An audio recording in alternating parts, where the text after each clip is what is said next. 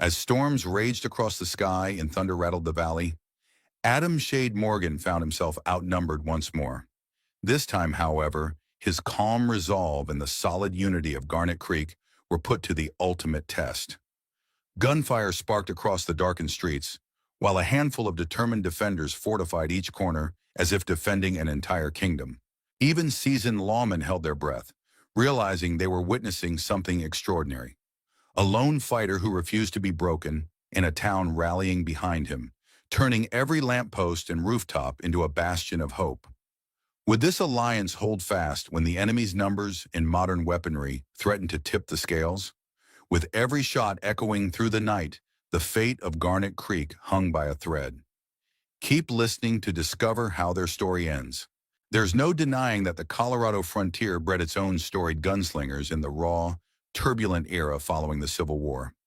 Men like Silhouette Gus Franklin, Iron Spine Dempsey, the notorious Randall brothers, and the fearsome Deadeye Tom Oakley each carved their own formidable legends across the untamed expanse.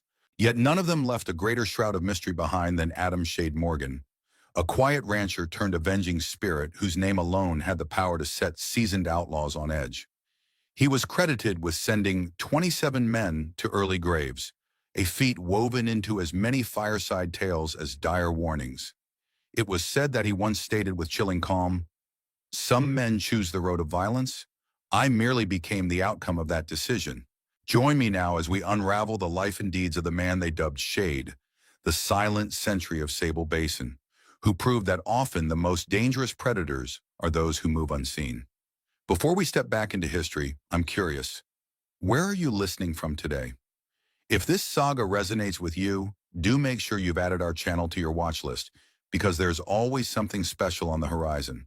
The year was 1873, and the setting was Garnet Creek, Colorado territory.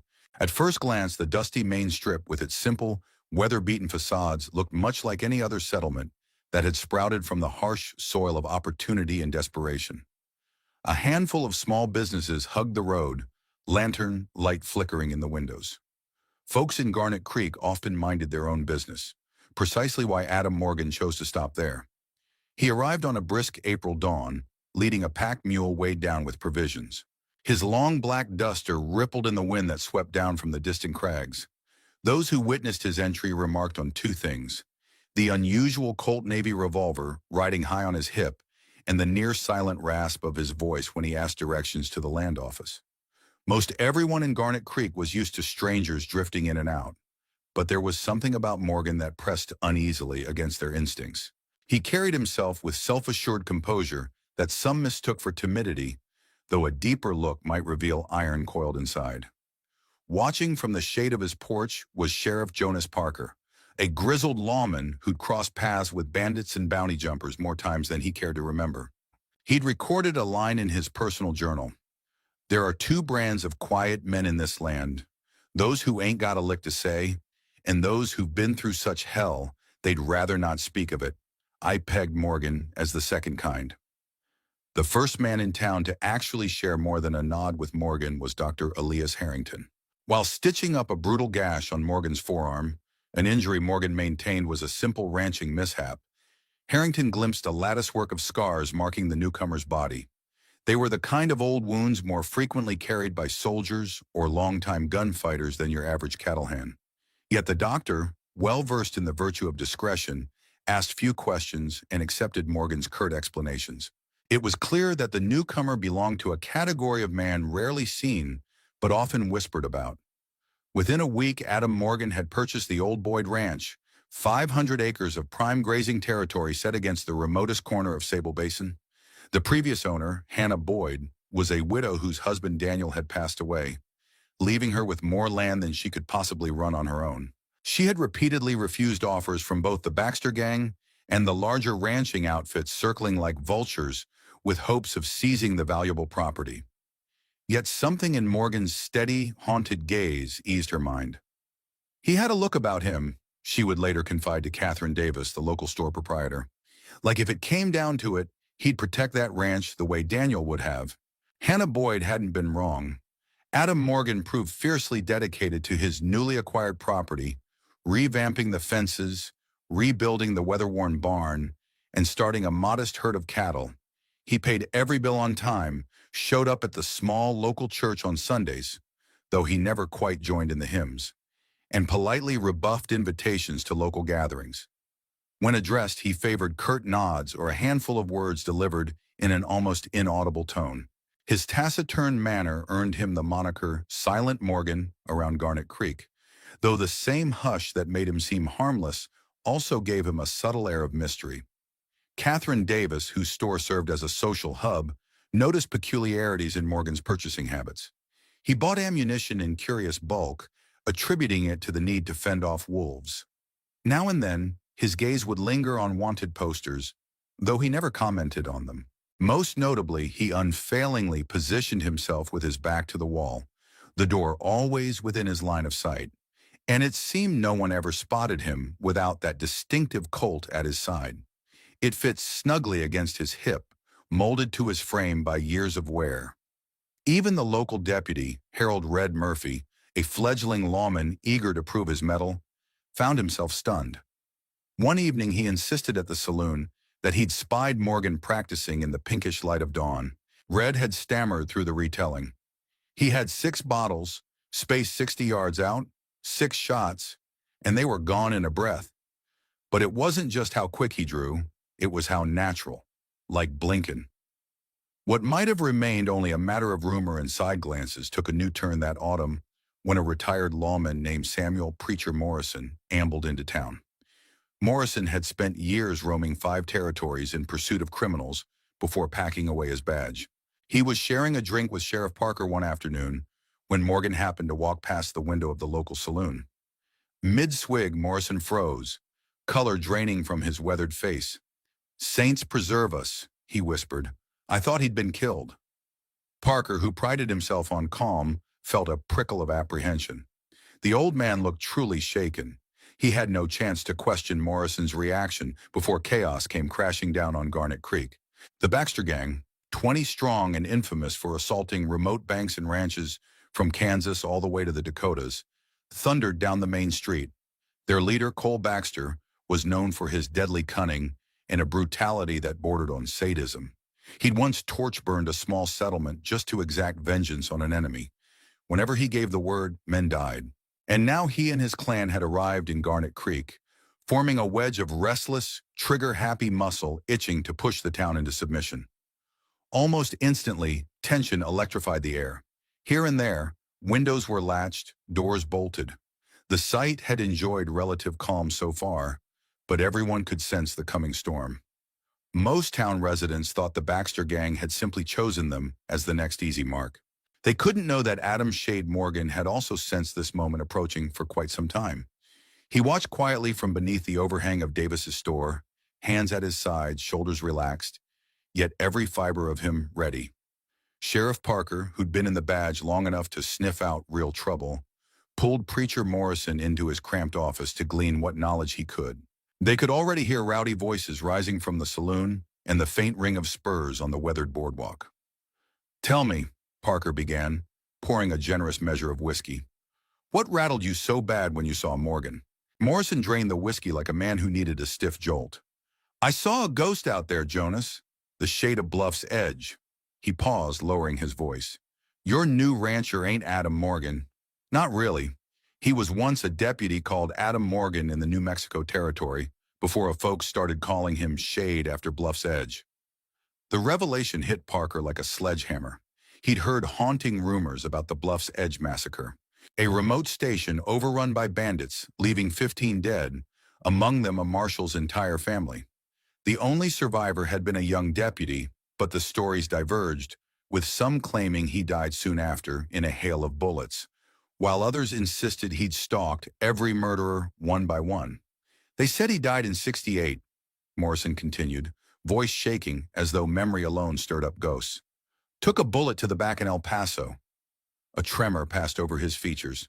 "But those eyes of his, I'd swear on any book you gave me, Jonas. That is the man they called Shade, and he's wiped more than a few varmints off the face of this earth. A man learns to recognize eyes that have both seen death and delivered it." Parker let that sink in, mentally recalculating everything he knew. What exactly do you know about him, preacher? Morrison set the empty glass aside. I tracked a killer once. Name of Jack Corbin, through Apache territory back in '67. Stumbled on Corbin's camp, but I found only corpses. They hadn't even drawn their guns. Each bullet placed with calm precision. That's when I heard whispers about a certain deputy turned ghost. Outside, the Baxter gang was making itself known in Garnet Creek, working like a swarm of locusts. Wade Baxter, the youngest among them, had already plunged into a drunken rage at the saloon, whooping while smashing glasses. Mason Baxter, methodical as a rattlesnake, was strolling into every store in business, offering an unspoken threat disguised as friendly help. Meanwhile, Cole Baxter loomed over the main road on his sleek black stallion, scanning the storefronts with sharp, calculating eyes. He was known for cruelty, but he was not a fool. Folks who recognized him either trembled in their boots or scurried away. At Davis's store, Catherine found herself cornered by two of Baxter's men, rummaging through her stock. One was tall and wiry with a scar along his jawline. The other bulkier, sporting an old cavalry hat. "Boss wants a word about your arrangement here," the lanky one drawled, knocking merchandise off a shelf with a casual flick. "Bad times out on the plains. Be a mighty shame if something unseemly happened to this nice shop." Then the bell above the door tinkled, and in walked Adam Morgan, silent as a phantom.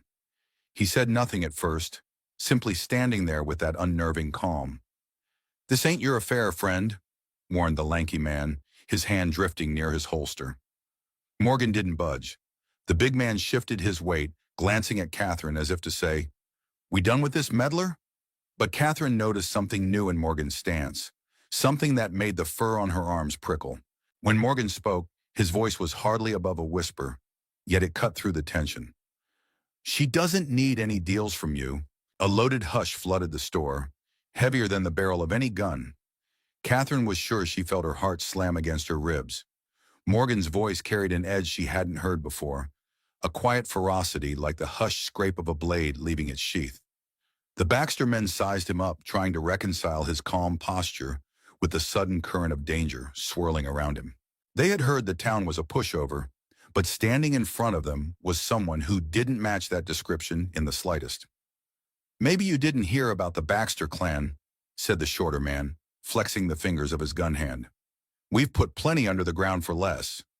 Morgan remained motionless, only the slightest narrowing of his eyes to signal any reaction. "I know about you," he replied, still that near silent tone. "Heard about the family you killed in the Dakotas, how you made the parents watch their children die before you torched the place. That was you, wasn't it?" His gaze, steady as a mountain lake, never wavered. Catherine witnessed fear flash across the intruders' faces.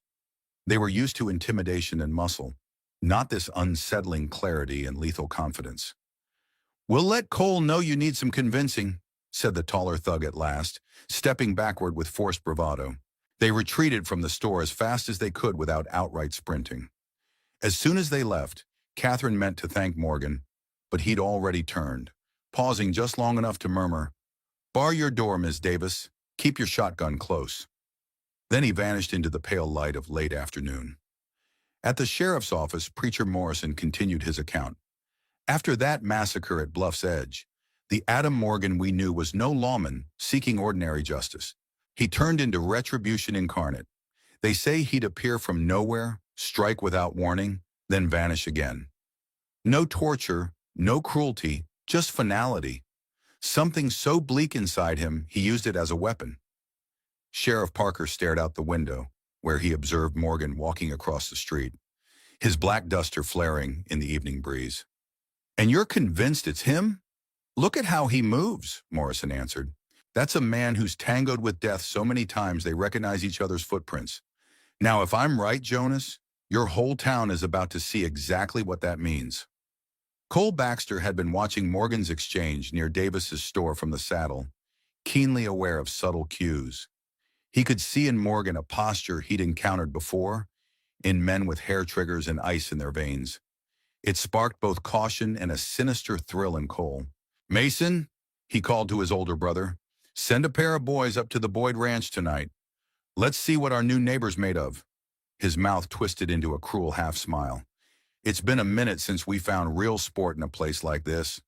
That evening, as the sun bled fiery colors across the horizon, the citizens of Garnet Creek hurried to lock their homes against the anticipated violence. They knew only that the Baxter gang was dangerous. What they didn't know was that Adam Morgan, the so-called Shade, had been preparing for a confrontation like this his whole life, even if his plans had remained carefully concealed behind silence. Night settled over Sable Basin with a cloak of pitch, revealing just a few scattered stars overhead and a sliver of moon peeking along the horizon. At the Boyd Ranch, which Morgan now owned, oil lamps glowed in the windows, casting elongated dancing shadows across the yard. Two horses were saddled and ready, their steady breath fogging in the chill air. Inside, Adam Shade Morgan followed a familiar routine. He disassembled his Colt Navy revolver, each movement so well rehearsed it might have been a single motion, checking every piece. The weapon had been at his side since Bluff's edge, the wooden grip worn smooth by the thousands of times it was drawn. He'd added a second sidearm over the years, a Remington 1858 conversion strapped in a cross-draw holster on the left, both guns as intrinsic to him as the hands that wielded them. Past midnight, the first hint of intrusion came, a distant crack of twigs, followed by the agitated neigh of his horses. Swiftly and silently, Morgan snuffed the lamps, sinking the interior of the house into darkness. He stepped to the window and saw four riders advancing along the line of trees, their silhouettes barely visible. They were skilled, he admitted, traveling in pairs, using the forest's natural cover, taking flanking positions. But skilled wasn't the same as invincible, and they were venturing into the domain of a man who understood shadows better than most. Back in Garnet Creek, Sheriff Parker and Preacher Morrison sat in uneasy vigil, each refusing to surrender to sleep while a sense of impending confrontation weighed heavy. "Ever see Shade in action?" Parker finally asked, when the silence turned stifling. Morrison nodded once, brow creasing. "Yes, just one time. Remember the Carson gang in Wyoming? 3 of them had pinned a settler family in their cabin. Shade arrived in a whiteout snowstorm like death itself. 3 shots rang out, and 3 men lay down to die, none having even cleared leather. Not a single shot wasted." Meanwhile, the first of Cole Baxter's men to learn why people called Morgan Shade had that revelation stamped onto his face at the Boyd Ranch. One moment, he was sneaking around the barn. The next, he felt cold steel against the back of his neck and heard a near-invisible whisper, "Drop the gun. Slow." 20 feet away, a muffled thud signaled his partner slipping into unconsciousness without so much as a cry. It was as if the entire night wanted to devour their presence. Morgan's voice was so quiet the outlaw had to strain to hear it. "How many men back at your main camp?" "Go to hell," snarled the outlaw, making a last-ditch show of bravado. Morgan's response was measured. "I've been there. Bluff's Edge 8 years ago." The words made the outlaw's blood run cold, but he still found no time to speak. Morgan's pistol butt connected with his temple, and he crumpled silently. In the ranch house, the remaining 2 intruders were finding out how dangerous it was to stalk a ghost on his own turf. They picked the back door's lock without trouble, only to discover the living area deserted and arranged in strange ways that forced them into tight corners. "Check upstairs," whispered the first man. "I'll clear the ground floor." They never saw each other again. The one climbing the stairs heard a creak behind him and spun, but Morgan was quicker. One hand clamped over the outlaw's mouth, the other locking up his gun hand. The scuffle ended almost before it began, deathly quiet. The second outlaw, lurking in the kitchen, was clueless of his partner's fate. When the pale moonlight knifed through the window, it threw twisting shapes that made every shelf and table look like an armed figure. The fear coiling in his gut was justified when a whisper, almost disembodied, filtered through the shadows. "You remember the children you killed in the Dakotas? Did they cry for mercy?" Panicked, the outlaw whirled and fired blindly, muzzle flash burning after images into his vision. But he had no target to aim at, and that brief explosion of light in the darkness served only to reveal the emptiness around him. A single mistake was all Morgan needed. By the time dawn streaked its first pale light across Sable Basin, Cole Baxter's camp was already roused by the sight of a pair of horses loping back toward them. One was their scout's roan, the other an unfamiliar mare. Both carried unconscious men slumped over the saddles, tied as neat as hogs bound for market. Wade Baxter, still feeling the lingering effects of his whiskey binge, was the first to rub bleary eyes and say, "What in blazes?" Cole Baxter stomped over, adrenaline sharpening his every stride. A note pinned to the shirt of the closest fallen man read, "Next time, send better men, or come yourself." Cole read it with a sneer twisting his lips. "Mason," he barked, "gather some men and march them into town. I want every detail on who this rancher is, where he hails from, and what skeletons he's hiding." "Already done," said Mason Baxter, stepping from the shadows. "Jim and Carl are making inquiries as we speak. They'll have news by breakfast." Morning had barely broken over Garnet Creek when Preacher Morrison quietly saddled his horse and rode east. There were others he had in mind, other ghosts from the era of Bluff's Edge, men who might answer the call for one final pursuit of justice. Garnet Creek, he knew, would need all the help it could get in the battle about to unfold. Down on Main Street, Catherine Davis opened her store to an unsettling surprise. Even though she'd locked every door and window, she found a small box waiting on the counter containing fresh shotgun shells.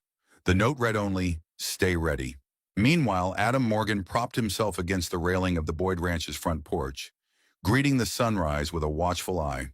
The men he'd sent back to Cole Baxter were a message, nothing more. But he understood men like Cole. Warnings wouldn't stop their approach. They viewed fear as a tool, and they wouldn't rest until they tested his mettle. Thus, the shade of Bluff's Edge was rousing again, and those unfortunate enough to remain ignorant of his legend were about to learn the hard way. The rumor of a nocturnal raid at the Boyd Ranch spread through Garnet Creek like a brush fire. By midday, people were retelling the event with awe and flourish.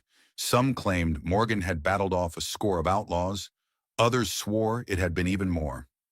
Dr. Elias Harrington's clinic bustled with those injured raiders, none mortally wounded, but each bearing bruises and breaks so exacting it felt more like a demonstration of technique than a random brawl. "Never saw him," one outlaw mumbled through swollen lips, haunted eyes drifting to the corner of the room. "Just heard a whisper in the dark. Next thing, I was out cold." Mason Baxter studied these men from a corner, expression chilly. He'd always prided himself on reading people like open ledgers, but these injuries unsettled him. They were inflicted with surgical precision, enough to incapacitate but not kill.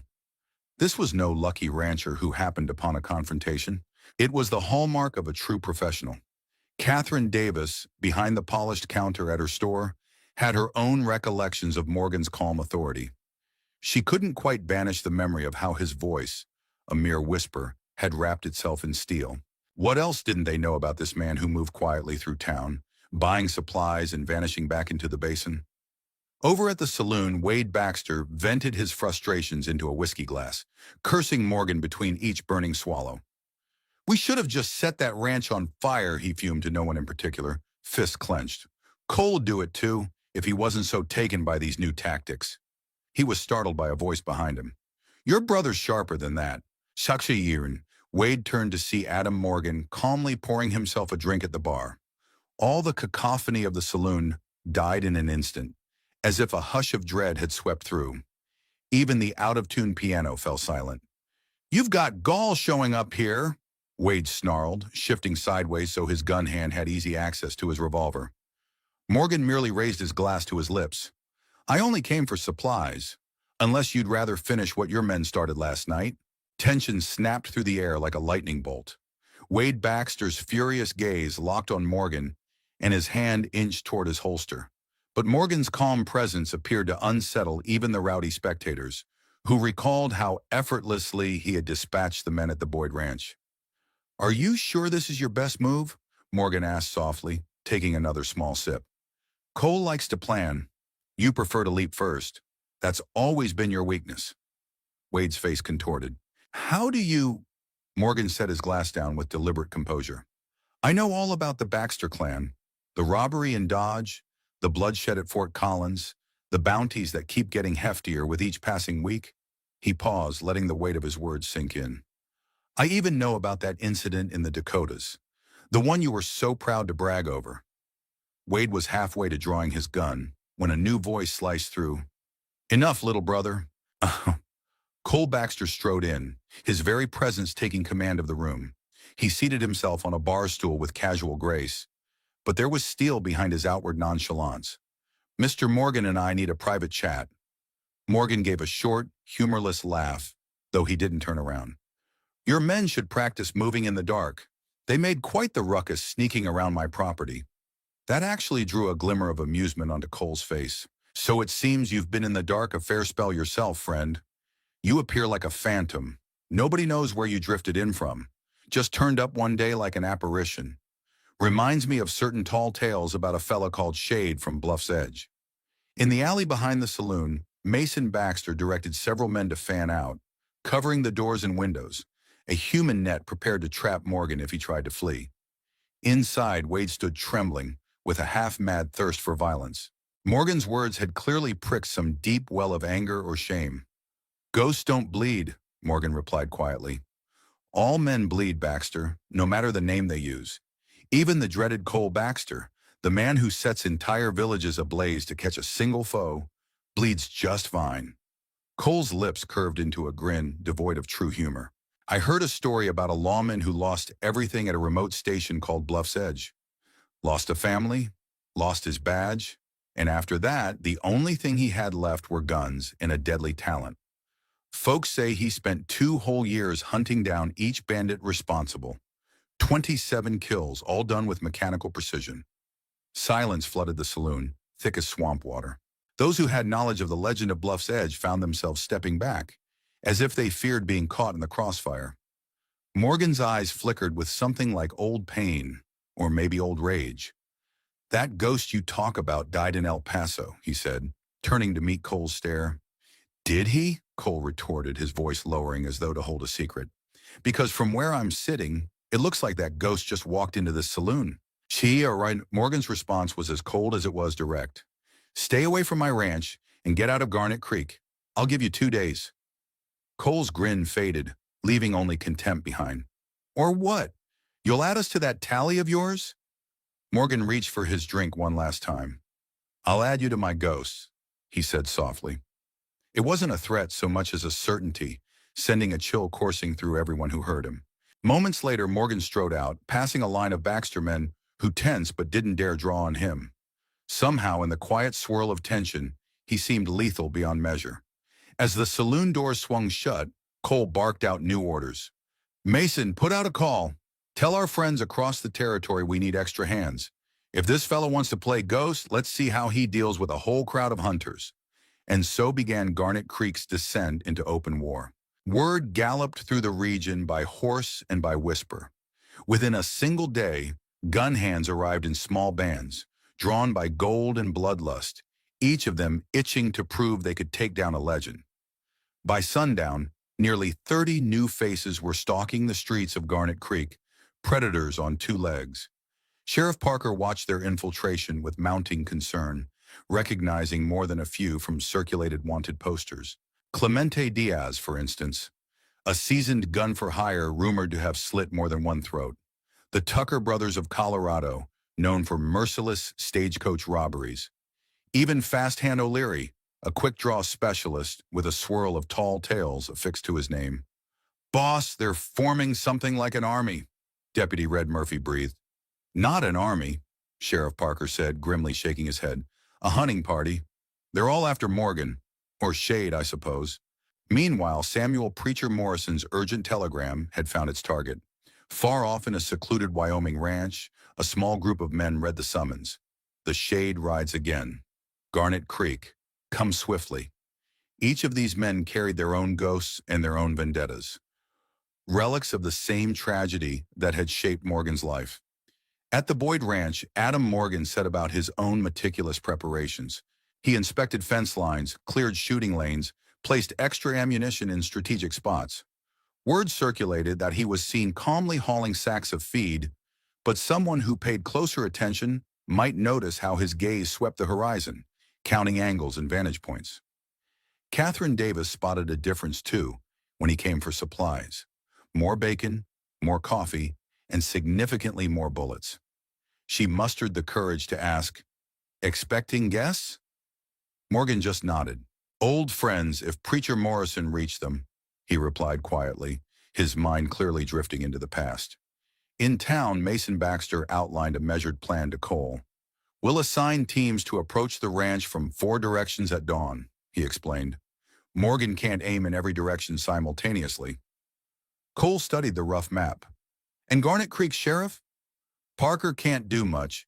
His only deputy is Green, and there aren't enough locals to pose a threat," Mason noted. "I'd have shot Morgan in the saloon," growled Wade Baxter, who was nursing a bruise to his pride even more than to his body. "I'd do it right now if he showed his face again." Cole's expression hardened. "No, brother. We're going to do this cleanly. We're going to put an end to the legend once and for all. Then I want stories told about how the Baxters vanquished the shade of Bluff's edge." As dusk crept over Sable Basin, Dr. Elias Harrington was startled to see Adam Morgan on his doorstep, holding out a worn medical satchel. Morgan explained in that barely there voice, "It belonged to a doctor at Bluff's Edge. I've carried it since. I believe you may need it tomorrow." Harrington gently rummaged through the satchel, discovering bandages, tinctures, scalpels, and other supplies, all impeccably maintained. "Are you expecting casualties?" Morgan's solemn gaze met his. "I'm expecting a battle." Harrington, generally stoic, felt a ripple of anxiety. More men were pouring into town by the hour, all with murder in their eyes. At the saloon, the new arrivals grew restless. Some, like Diaz, dismissed Morgan's reputation as hearsay spun by gullible settlers. "I heard he got a bullet in his back from some angry woman," Diaz mockingly recounted. "All this talk of a shade in the night? Children's tales." A few, though, were less sure. Fast Hand O'Leary, for one, had once barely escaped a clash with Morgan years prior. There was fear in his eyes, hidden behind his outward aloofness. He'd seen the aftermath of those who underestimated the ghost of Bluff's Edge. Night spread its cloak, and an old widow named Hannah Boyd appeared at Morgan's ranch porch, surprising him. She carried a key and a map, explaining softly, "Daniel kept a small cache of surplus weapons and ammo from his days in the war, hidden in the caves north of here. He never told anyone, but I want you to have them, because I sense tomorrow will be ugly." Sheriff Parker also paid a visit, arriving to find Morgan cleaning his guns with neat, deliberate care. Parker confessed, "Too many of them, Morgan, and the territory's law is stretched thin. I can't officially help." Morgan nodded. "I assumed as much. But I can tip you off. They'll strike at dawn. Teams from each corner of your land. Their plan is to overwhelm you." Morgan didn't pause in his work. "I appreciate it. One last request?" Parker inclined his head. "Take your deputy out of town. Tomorrow, send him on patrol far from here. Garnet Creek's going to become an arena." "Already done," Parker said, swallowing hard. "God keep us all, Morgan, whatever your real name might be."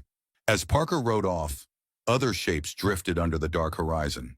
Preacher Morrison's urgent message had stirred men from remote corners of the territory, men who had also lost pieces of themselves at Bluff's Edge, men who had walked in the footprints of despair and decided to bring a measure of justice into a lawless land. In Garnet Creek, Cole Baxter gathered his mercenaries in the saloon and hammered out final assignments. They planned to surround the Boyd Ranch and reduce it to a crater of broken wood, and blood come sunrise. Yet they were distracted, ignorant of the discreet lights flickering on the hills above Morgan's homestead, where new riders arrived, each with their own brand of skill and reason for joining the fight. Garnet Creek would soon wake to war, a war that might end the legend or elevate it forever. Dawn broke with a hush across Sable Basin, the pinkish hue of first light creeping over craggy summits. The cold air was thick with tension. Cole Baxter's death squad, organized with Mason's precision, fanned out around the Boyd Ranch. They moved in a broad perimeter, aiming to converge all at once, leaving no avenue of escape.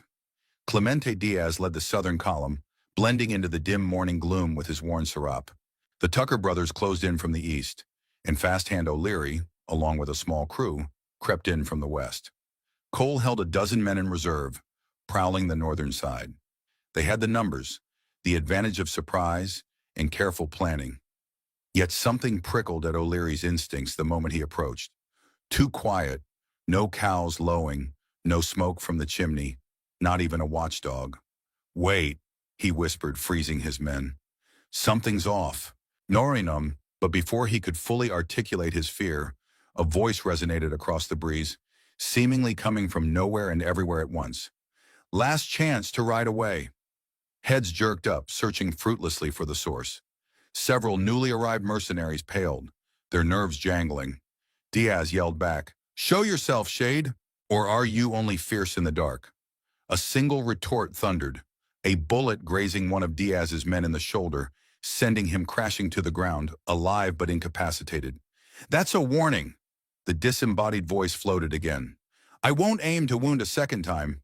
Cole Baxter reacted instantly. "Take him!" he roared. Gunfire erupted across the ranch yard, bullets tearing into the boards of the house and the barn. But to their shock, equally concentrated fire responded from multiple vantage points. The barn's loft, the corral fence, from behind the wagons. A figure flitted into sight, then vanished like mist. "He's not alone!" Mason Baxter yelled, his heart pounding. And indeed, on the ridge beyond the ranch, 5 riders emerged as silhouettes against the rising sun, each wearing long coats and carrying rifles with lethal comfort.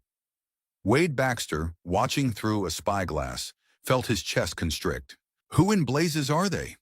Cole's face looked drawn and pale. "The others," he muttered. "They rode with him after Bluff's Edge. They're the only ones who could match his skill." Chaos exploded, each group of Baxter's hired guns struggling to navigate the crossfire. The Tucker brothers tried to flank the barn, but a hail of bullets from hidden positions tore through their ranks. Diaz managed to push forward to the corral, but again found themselves pinned down by unstoppable, steady rifle blasts. Fast Hand O'Leary, who had braced for the worst, hollered at his men, "We need to retreat. It's a slaughter." Yet pulling back proved no simpler, as the defenders had mapped out every route of escape, turning the once idyllic ranch into a snare. Mason Baxter, in the thick of it, spat curses, his meticulously assembled plan unraveling before his eyes. "Push forward," he bellowed to his men, desperate to gain ground, though he could feel their collective morale cracking. Suddenly, a quiet voice sounded just behind him. "Numbers don't matter when you can't see where the bullets come from, Mason."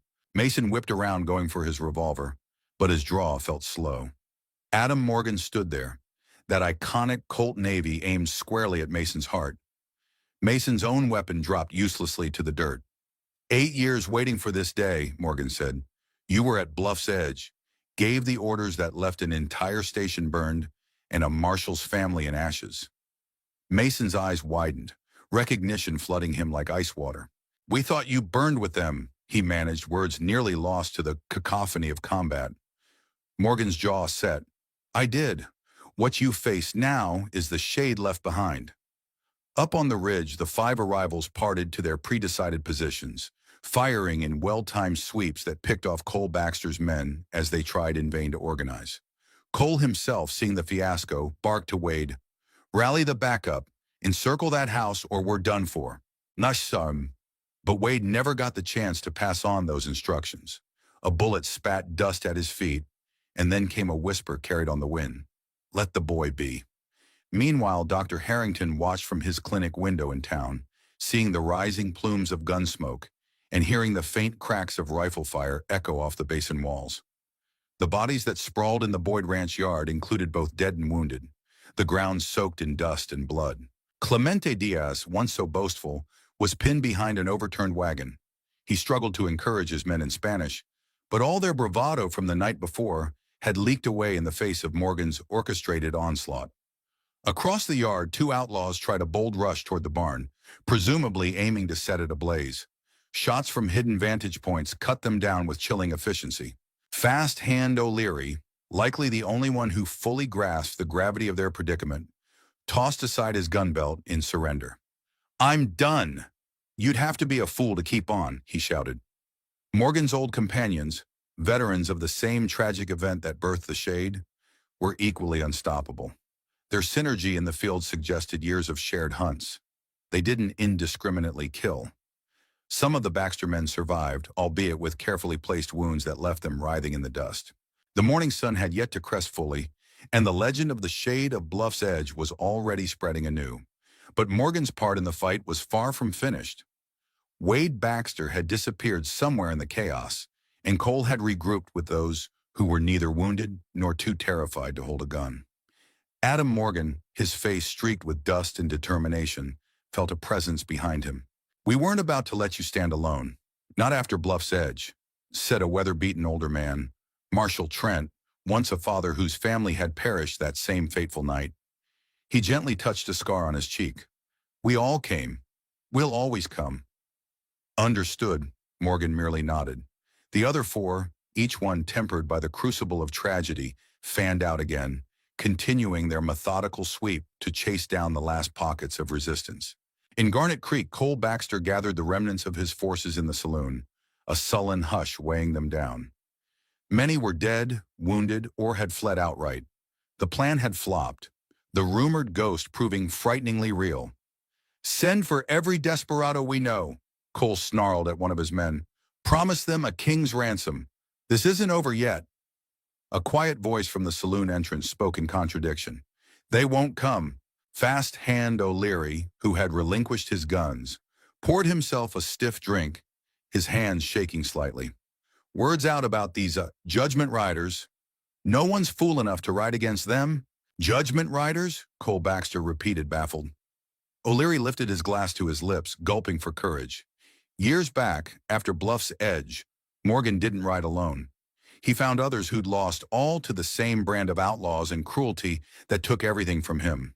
They took it upon themselves to deliver justice where the law fell short, doing so with such lethal skill that some people started calling them the Judgment Riders. Over at the sheriff's office, Jonas Parker was getting a clearer picture too, thanks to Preacher Morrison's recollections. "Morgan didn't just track those men who butchered Bluff's Edge," Morrison explained, voice weighted by memory. "He found like-minded souls, men who had witnessed entire towns decimated, who saw how the system crumbled under the weight of lawlessness. Folks speak of them like vigilantes, but they tried working with local deputies or marshals whenever they could. And when the law failed," Parker pressed. Morrison nodded solemnly. "They applied a harsher brand of justice, dealing out punishment swiftly and without second chances, especially for the most heinous offenders. I heard them called the Judgment Riders only once, but the name stuck."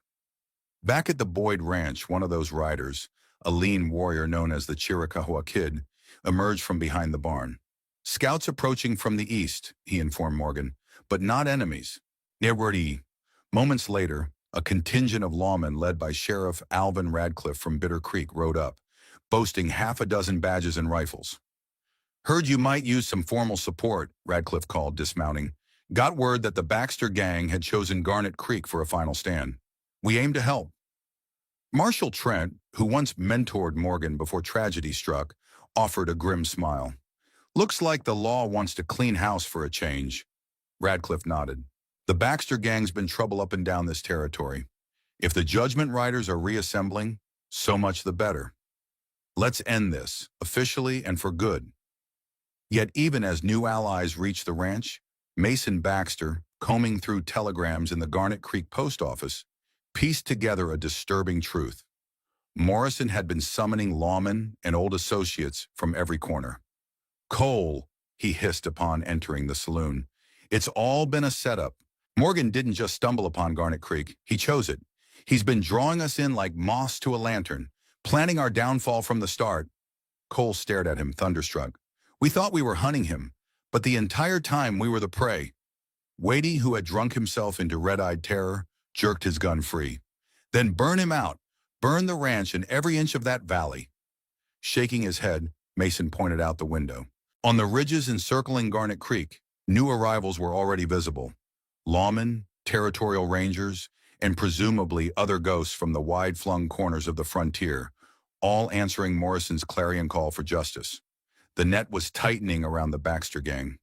Meanwhile, Adam Morgan stood with Marshall Trent on the ranch's porch, checking firearms. Each man there held private memories of burned homesteads, murdered kin, and merciless outlaws. They were united by sorrow forged into righteous wrath. "Cole Baxter won't fold easily," Trent noted. Morgan slipped his polished Colt back into the holster. "No, but he'll fold. Today." The afternoon sun carved deep shadows across Garnet Creek, painting the town in stark lines of light and dark. Civilians who had no taste for gunfights abandoned the streets, scurrying to the basement of Dr. Harrington's clinic or huddling in the church. It was the hush before a thunderstorm. Sable Basin had become a crucible, and the final confrontation was moments away. Cole Baxter's men, numbering scarcely 20 now, holed up in half a dozen fortified spots: the saloon, the old livery stable, and a few boarded-up shops. Sheriff Radcliffe and his lawmen pressed in from the north, the judgment riders ghosting silently along alleyways and rooftops, while Sheriff Parker tried to manage the perimeter. Inside the saloon, Mason and Wade faced Cole, who reviewed a battered watch. "We'll wait for this storm that's rolling in," Cole announced, glancing at the jagged line of black clouds massing over the distant ridges. "Use the darkness and rain to break through and scatter, then let them chase us across open country. It's our best shot." Wade practically gnawed at his bottom lip. "They can't chase what they can't catch, right?" Mason was less convinced. "You saw what happened at the ranch. Morgan and his riders know how to track and isolate. Splitting up only makes us easier to pick off."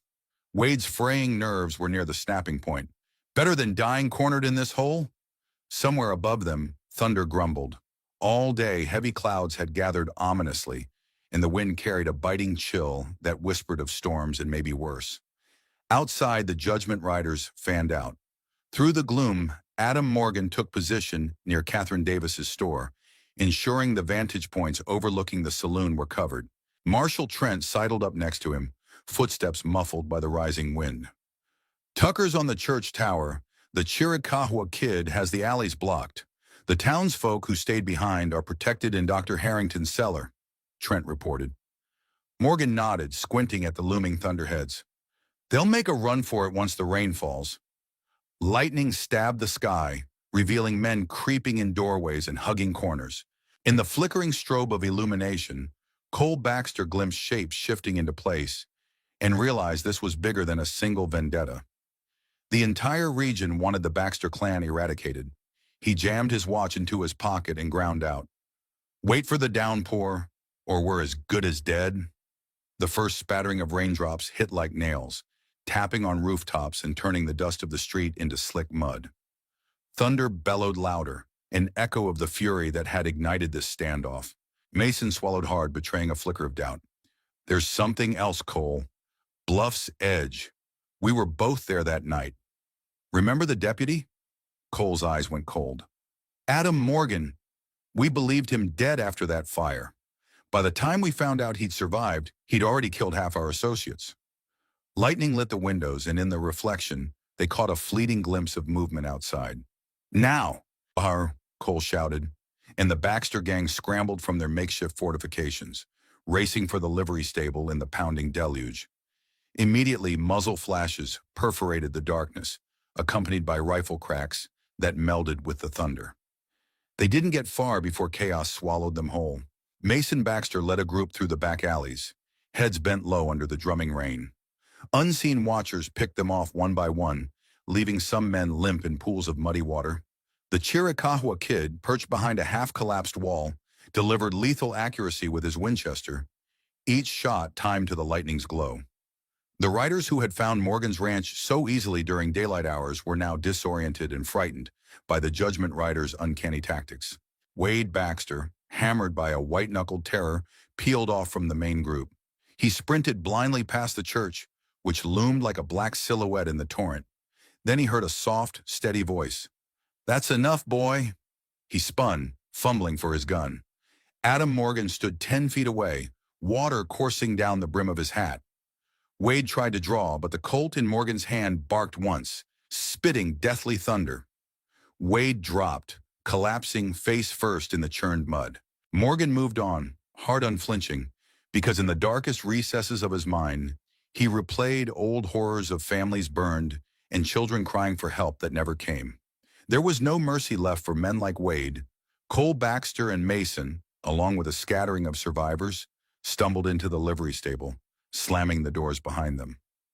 Lightning revealed them, panting, drenched, their eyes wild. They seized horses, saddling up in desperation. Cole was determined to break free of the net encircling them. "Split up. Every man for himself," he commanded. We'll regroup at... He never finished. A voice slithered out of the gloom in the stable's corners, echoing with quiet finality. No one is leaving, Baxter. Adam Morgan and Marshall Trent emerged as silhouettes against the feeble lantern light. Rain dripped from their clothes, forming little puddles at their feet. Another flash of lightning flicked across Morgan's expression, revealing the hollow intensity in his eyes. I spent 8 years chasing the men who destroyed Bluff's Edge. I promised myself I'd find you all.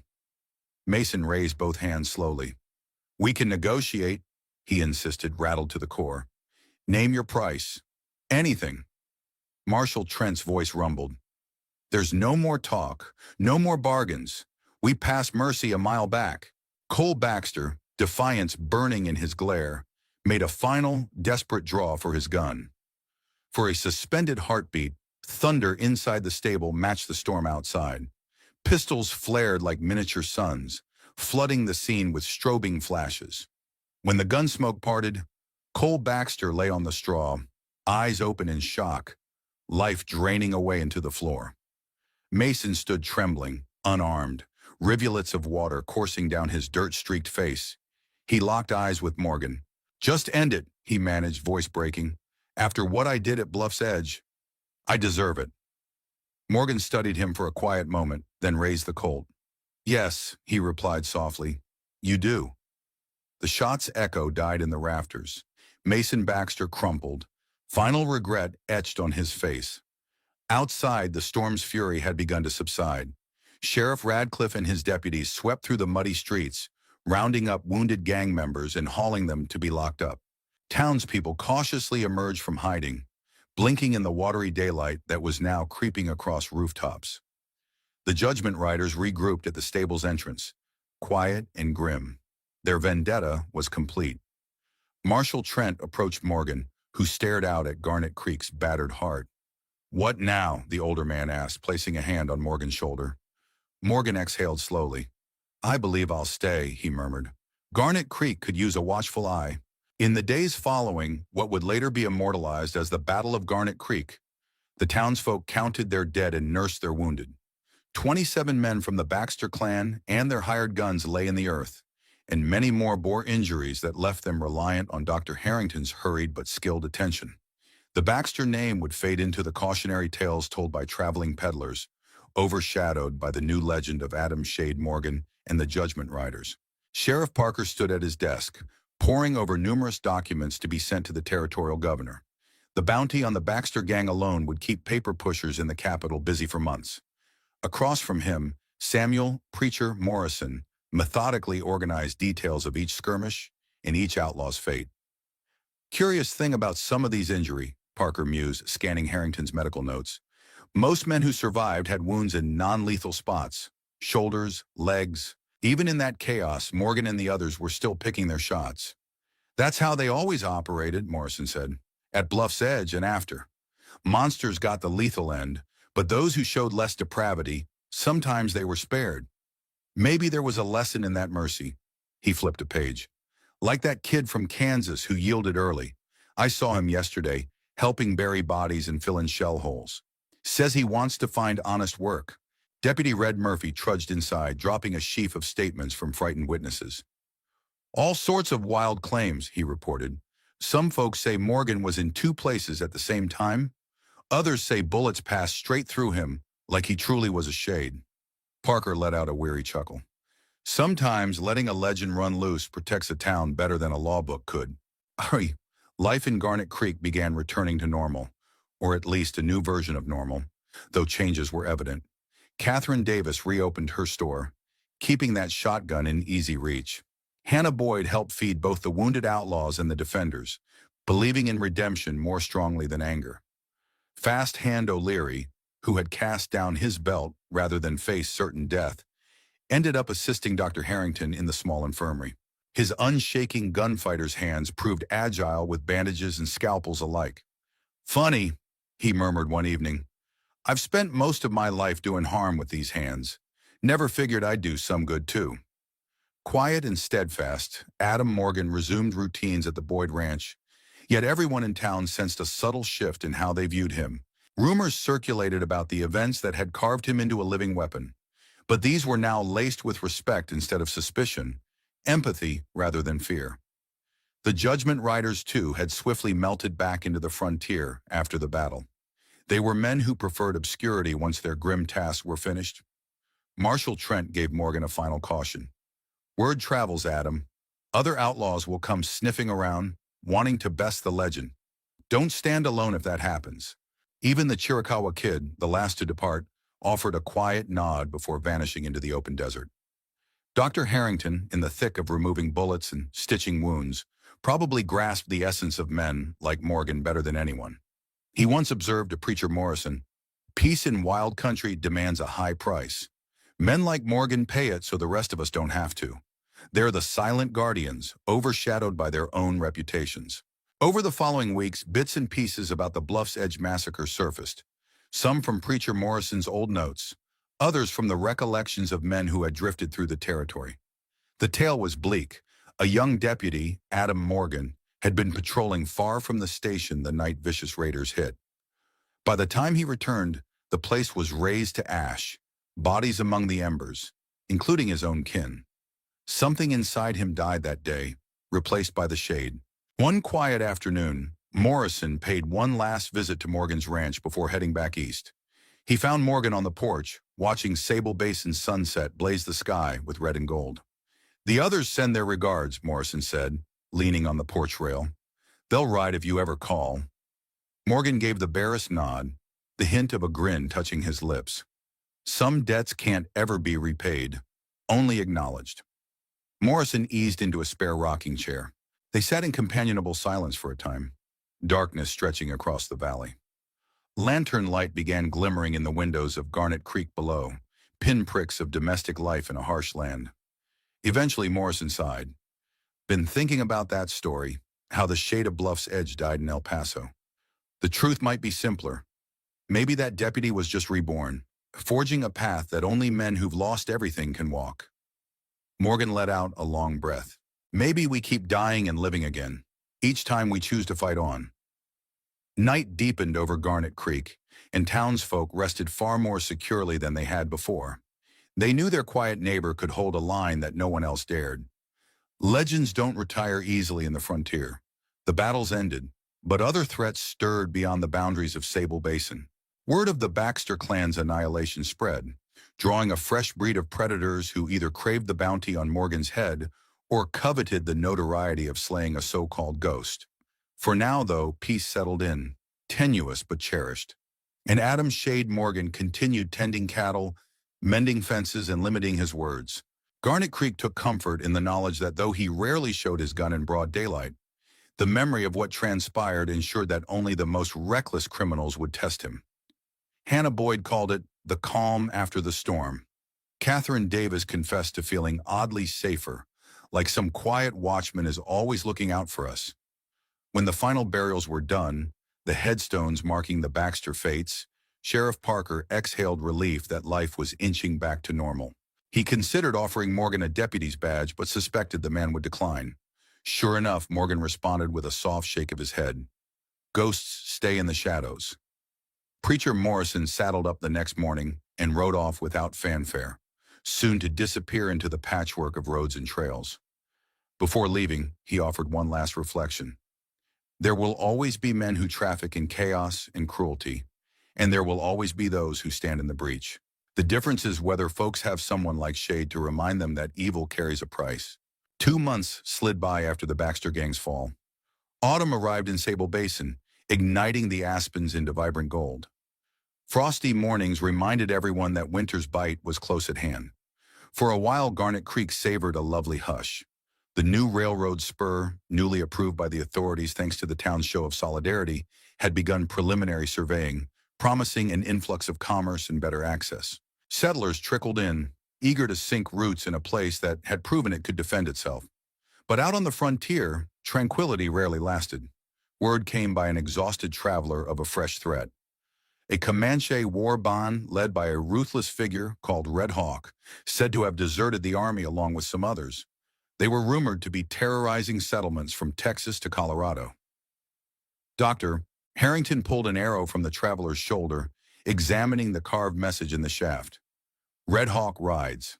The ghost in Garnet Creek must face him. Sheriff Parker immediately approached Morgan at the ranch, recounting the traveler's story. 40 of them, maybe more, all supposedly deserting from cavalry or scattered regiments. They're not after money or repute, they kill for sport. Morgan repaired a fence, not turning from his task. How many settlers lost already? Parker's face clouded. 17 at least. Families, children. Morgan nodded, eyes distant. All men die. Some simply choose the shape of their end. A breeze whisked across the plains, carrying the raw scent of change. A tumbleweed skittered by, as though it too sensed how quickly the winds of strife shifted. Preparations began anew.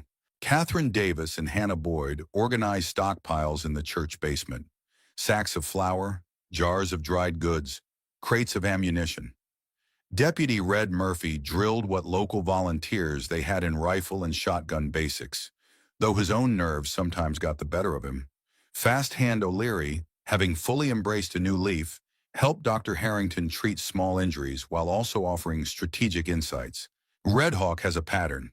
He strikes at dawn, seeing it as a time when rival spirits are weakest. We can use that knowledge. On a side note, Preacher Morrison's latest letter arrived via telegraph, warning of yet another threat. A cunning ex-officer named Victor Drake was rumored to be traveling. A West Point graduate gone rogue, Drake specialized in well-planned heists and had once slaughtered 12 guards using poison gas without firing a gun. Evidently, the region was stirring with rumors of Garnet Creek's ghostly protector, and many men wanted to test whether the stories rang true. In the face of so many swirling dangers, Adam Morgan took to riding the ranch boundaries at sunrise. Occasionally from his porch, he noted unfamiliar faces passing through. The knowledge that some were advanced scouts wasn't lost on him. At least professionals will be predictable, he murmured to Dr. Harrington one evening as he cleaned his Colts. The doctor, resting from a day of house calls, frowned. Not always. Men like Drake plan their attacks for maximum advantage. They study vulnerabilities. Morgan merely flicked his gaze up, that cold determination in his eyes. Then we'll close the vulnerabilities before they find them. Unbeknownst to the townsfolk, Victor Drake was already dispatching his own operatives into Garnet Creek. Quiet, disciplined men posing as travelers, tinkerers, or farmhands in search of seasonal labor. They gathered data on the layout of the streets, scouted vantage points, and mapped every approach to the Boyd Ranch. Drake pored over old Pinkerton files describing how the Baxter Gang and even Red Hawk had failed. The ghost relies on fear, Drake stated at a clandestine meeting in a ramshackle barn miles outside town. Strip that away, and he's merely a mortal. The days shortened, dusk settling in earlier, and folks could sense the tension intensifying once again. Catherine Davis, while doing inventory, discovered missing tools and chemicals, likely stolen by Drake's men. She reported it to Deputy Murphy, who pieced together an alarming pattern. Explosives ingredients, gas canisters, the kind of contraptions used by modern saboteurs. Morgan received these developments with an icy calm. The illusions that had bewildered roughneck outlaws wouldn't stop a methodical soldier like Drake. This enemy would come equipped with knowledge of engineering, strategy, and the ability to coordinate specialized teams. You'll need Thomas Boyd's old Army Corps of Engineers journal, Hannah Boyd said, pressing a leather-bound notebook into Morgan's hands. He studied fortifications. It might hold a clue. So Garnet Creek steeled itself once again. Residents set up fallback positions in the church, the jail, and certain sturdy homes. Ammunition reserves were tucked away, hidden. Catherine Davis and Hannah Boyd drew up signals to pass between rooftops, ensuring no corner of the settlement would be left blind. The memory of how they had defeated the Baxter clan served as a blueprint, but they recognized that Drake's systematic approach would be far more formidable. One breezy evening, Morgan stepped into Davis's store. Instead of his typical silent routine, he spoke first. Drake's men are watching the ranch. They intend to strike on a moonless night soon. Catherine, busy restocking tin coffee, replied, "We've changed since the Baxters tried. We're not a frightened little town anymore." A flicker of what might have been admiration crossed Morgan's otherwise stony features. "No, "You're not," he agreed. "They'll find something stronger than shadows." As dusk cloaked Garnet Creek, lonely lamps began twinkling in windows, each home a fortress. The recollection of how the whole town had stood together during the Baxter fiasco filled citizens with cautious pride. Up at the ranch, Morgan quietly studied Boyd's old notes. Techniques for reflecting light, channeling or redirecting smoke, funneling attackers into designated kill zones. The ghost of Bluff's Edge was learning new methods to adapt to the sophisticated threat Drake posed.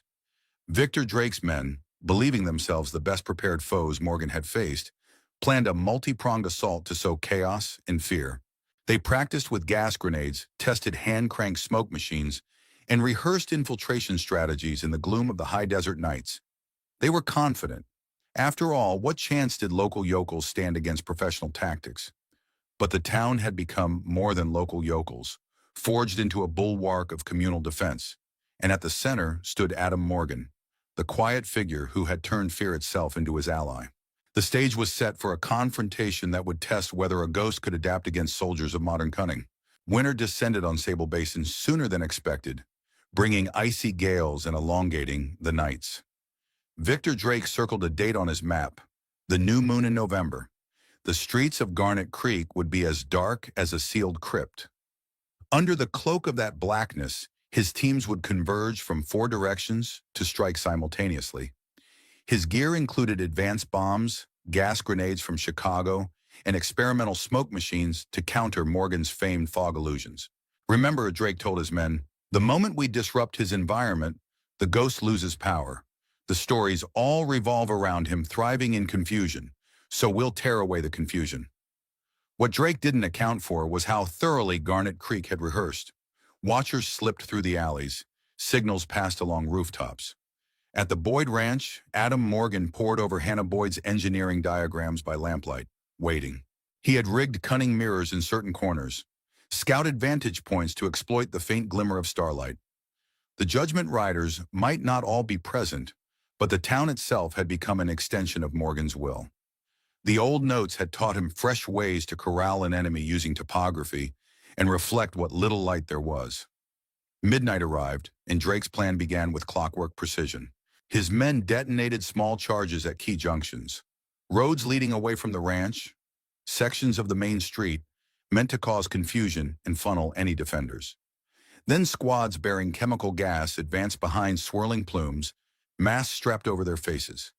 In an ordinary scenario, it would have forced townspeople into panicked flight. But Garnet Creek was no ordinary place. The first wave from the east found themselves mired in knee-deep water as hidden floodgates unleashed a torrent from the town's reservoir. Their gas grenades fizzled in the torrent, leaving them confused and exposed on the half-submerged street. The second wave, focusing on smoke machines, discovered that newly built structures channeled the wind in reverse, blowing their own concocted smokescreen back at them. Deputy Red Murphy's volunteers perched on rooftops, fired down with practiced aim, picking off intruders with methodical calm. Drake, monitoring from a vantage point, scowled when the scale of the operation began to unravel. "They knew we were coming," he muttered. "Every detail." His shock deepened when the major contingent he'd assigned to assault the Boyd Ranch encountered not darkness, but an array of reflective panels capturing moonlight, or even faint starshine, amplifying it in strategic corridors. Instead of a black void, the yard shone with ghostly illumination.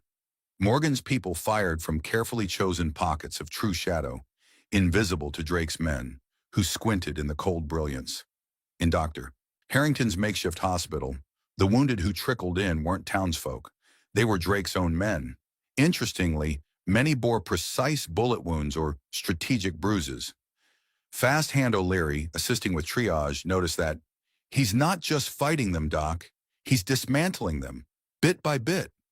The confrontation petered out faster than Drake anticipated, his orchestrated plan undone by local cunning and unwavering nerve. By the time Territorial Marshal Radcliffe arrived, the threat was largely contained. Men lay strewn across the muddy streets, groaning in pain, cursing the ghosts they had come to unmask. Drake, desperate to salvage something of his grand assault, tried to rally the remnants, only to discover they had lost the will. Shadows flickered at the edges of his vision, accompanied by a mocking whisper. "You studied the wrong lessons, Drake." Spinning, Drake fired into the darkness, hitting nothing. "Show yourself," he howled, rage and frustration tangled together. Another whisper teased him from a different angle. "You learned how I took down the Baxter clan, how I stopped Red Hawk. But you never asked why I chose Garnet Creek to begin with." As the sky lightened with the approach of dawn, Drake's men were broken. Some surrendered, others tried slipping away into the hills, but search parties quickly roped them in. Morgan revealed himself at last, stepping into the middle of the street, half lit by the early gray. His face, set in stone, displayed neither triumph nor pity. "You thought I alone protected Garnet Creek," he said softly, his voice carrying over the quiet. "You didn't realize the town had learned to protect itself." No grand finale erupted. Instead, Drake stood in the street, face twisted in defeat as townspeople and lawmen closed in on all sides. That was how the storied invasion concluded, quietly, with Drake's men either captured or limping off to vanish in the wilderness. The illusions and fear tactics that had once served Morgan so well were now harnessed by an entire community, forging something bigger than any single gunslinger. In the weeks that followed, Garnet Creek saw more transformations. The railroad officials, impressed by the town's resilience and unity, expedited the spur line's construction. More settlers arrived, hearing how Sable Basin wasn't a place where lawbreakers thrived, but rather where neighbors banded together, led by a silent sentinel. Adam Morgan, for his part, seemed unchanged from the outside.